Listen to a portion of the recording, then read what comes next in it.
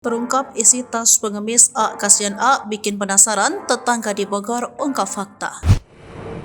Viral di media sosial, seorang pengemis wanita dengan ucapan A. Kasihan A. Banyak warganet yang penasaran dengan isi tas pengemis A. Kasihan A ini. Video pengemis wanita tersebut viral di media sosial. Informasinya, pengemis wanita A. Kasihan A ini minta-minta di kawasan Gunung Salak, Endah, Kabupaten Bogor. Dalam video tampak wanita tersebut mengenakan kerudung acak-acakan. Dia juga memakai jas hujan plastik. Pengemis A. Kasihan A ini tampak menggendong tas hitam di bagian depan.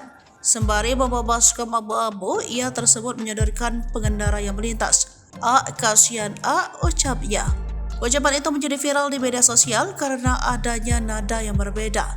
Video pengemis semakin viral di media sosial karena si pengunggah juga turut menirukan ucapan pengemis wanita itu.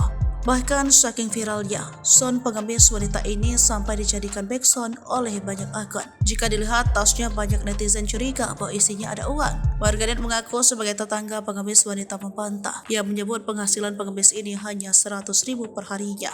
Katanya per hari cuma 100.000, itu juga weekend. Terus akun Setiana, penghasilan 100.000 tak bersih.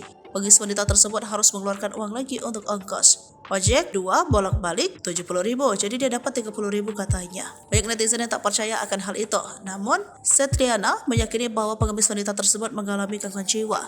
Terserah dia, soalnya agak kurang dan enggak setiap hari di situ. Kalau penghasilan banyak mungkin dia udah punya segalanya, katanya. Kata Setriana, rumah pengemis A. Kasihan A ini di kawasan Pamijahan, Kabupaten Bogor.